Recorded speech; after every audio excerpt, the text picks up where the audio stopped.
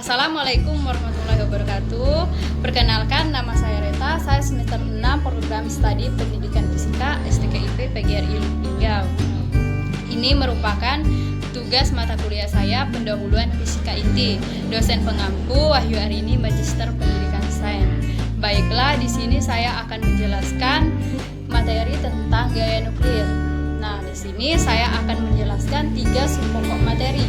Yang pertama itu pendahuluan gaya nuklir, yang kedua itu sifat-sifat gaya nuklir, dan yang ketiga itu teori meson gaya nuklir.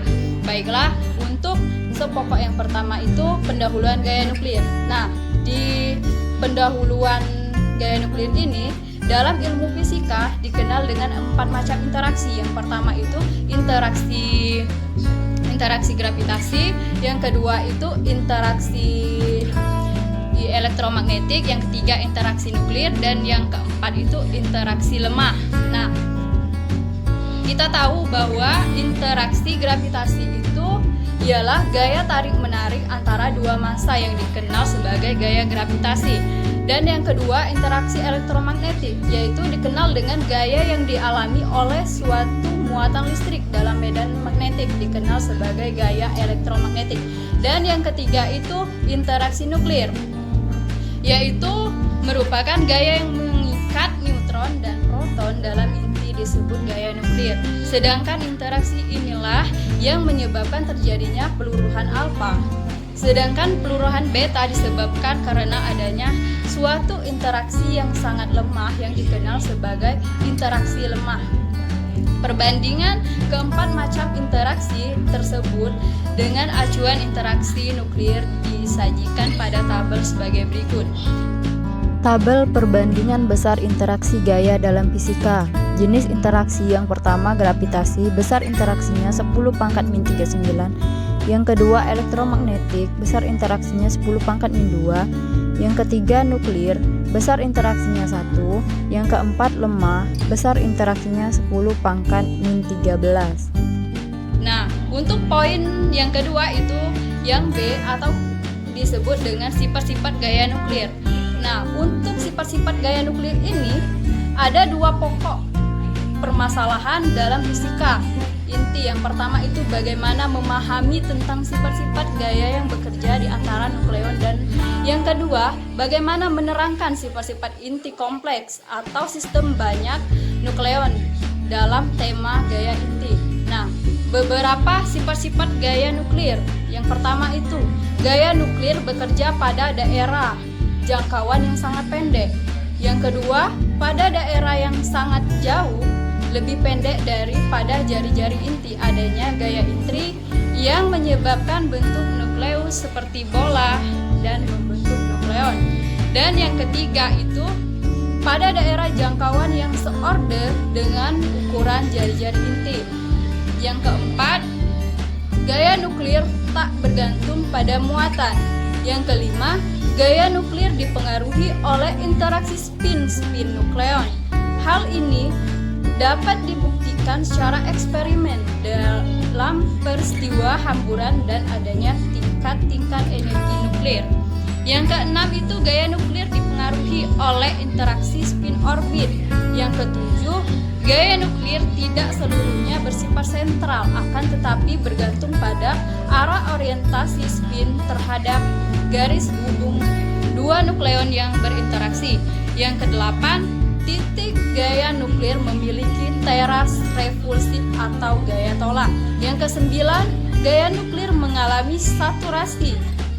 Nah, untuk poin yang ketiga atau submateri yang ketiga itu tentang teori meson gaya nuklir. Nah, kalian tahu dalam teori fisika modern, gaya tarik-menarik di antara dua zara dapat dipandang sebagai pertukaran gaya. Sebagai contoh, kita bisa tinjau dua buah proton yang terpisah pada jarak dengan order 10⁻8 cm. Mereka akan mengalami gaya Coulomb satu sama lain. Jika sebuah elektron yang ditempatkan di seberangnya, maka kedua akan ditarik oleh elektron. Kenyataan menunjukkan bahwa gaya tarik ini cukup kuat untuk mengatasi gaya tolak dan dapat membentuk molekul H2+ atau hidrogen plus stabil. Pada contoh ini sifat pertukaran gaya di antara kedua zahra adalah elektron. Jika sebuah proton ketiga ditempatkan di seberang molekul H2+, maka sistem akan menjadi tidak stabil. Ini disebabkan oleh prinsip eksklusi Pauli pada tingkat energi terendah, yakni tingkat 1s atau 1 spin. Kedua buah proton tersebut harus memiliki spin intrinsik antiparalel. Proton ketiga yang ditempatkan pada tingkat energi yang sama akan melanggar prinsip eksklusi Pauli. Jika proton ketiga tersebut ditempatkan dalam tingkat energi yang lebih tinggi, maka jarak pisah rata-ratanya akan bertambah panjang dan pertukaran gaya akan terjadi sangat lemah.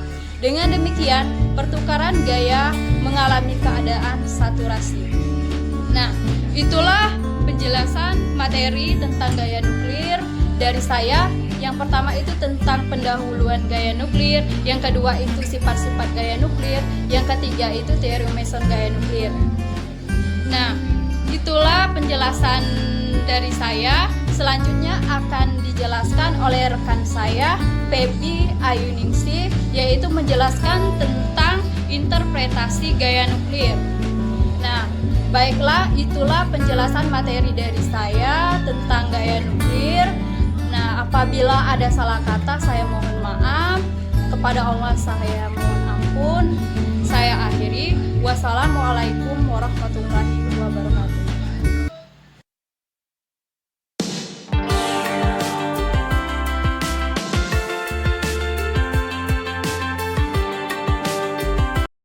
Wabarakatuh.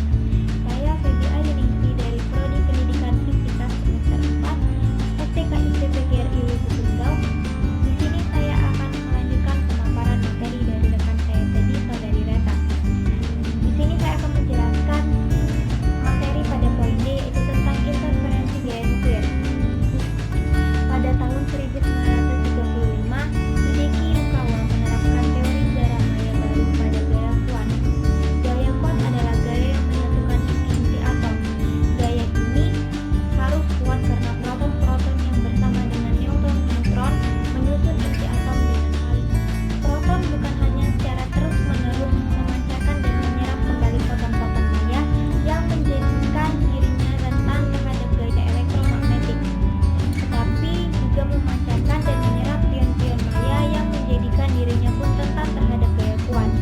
Zara-zara yang tidak memancarkan meson-meson maya, sebagaimana elektron-elektron misalnya, sama sekali tidak terpengaruh oleh gaya kuat. Di sini saya mempunyai contoh dan pada gambar 3.3 yang menjelaskan tentang zara pion dan proton serta interaksinya, yaitu penjelasannya ketika sebuah elektron memancarkan sebuah foton maya yang diserap oleh zara lain, elektron tersebut dikatakan berinteraksi dengannya. Interaksi dengan diri sendiri ini membuat dunia zara subatom menjadi lebih realitas kaleidoskop yang konstituen-konstituennya tidak pernah berhenti berubah. Selanjutnya, pada gambar 3.4, sebuah proton berinteraksi dengan dirinya sendiri melalui sebuah proton yang dapat memancarkan sebuah pion positif. Proton tersebut saat kemudian mengubah dirinya menjadi sebuah neutron. Mula-mula ada sebuah proton, lalu sebuah neutron yang dengan sendirinya mempunyai massa yang lebih besar dari massa proton awal. Ditambah dengan sebuah pion positif, kemudian ada sebuah proton lagi. Lalu pada gambar 3.5 dijelaskan bahwa sebuah proton memancarkan sebuah pion bermuatan positif yang sesaat kemudian mengubah dirinya menjadi sebuah neutron. Sebelum dapat diserap kembali, pion positif ini ditangkap oleh sebuah elektron yang berada di dekatnya. Penangkapan pion ini menyebabkan neutron yang mengubah dirinya menjadi sebuah proton. Pertukaran pion positif menyebabkan proton menjadi sebuah neutron dan neutron menjadi proton. Inilah interaksi gaya kuat seperti yang diteorikan oleh Yukawa pada tahun 1935.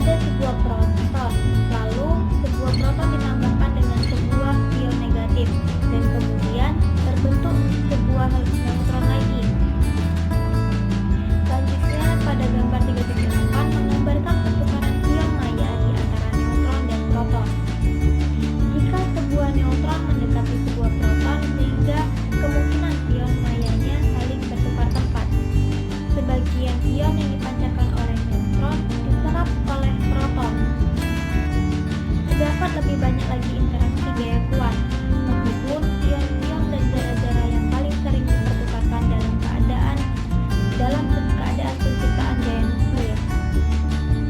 Meson-meson lain seperti kaon dan zara juga dipertukarkan. Tidak ada gaya kuat, yang ada hanyalah berbagai pertukaran zara maya di antara nukleon-nukleon. Gaya kuat sangat pendek jangkauannya, tetapi sangat kuat sehingga interaksi gaya kuat berlangsung sangat singkat dalam orde 10⁻⁻23 detik. Namun demikian, para fisikawan menemukan sebuah interaksi zara lain yang tidak melibatkan gaya elektromagnetik maupun gaya gravitasi, membutuhkan waktu lebih lama sekitar 10⁻⁻10 detik dari fenomena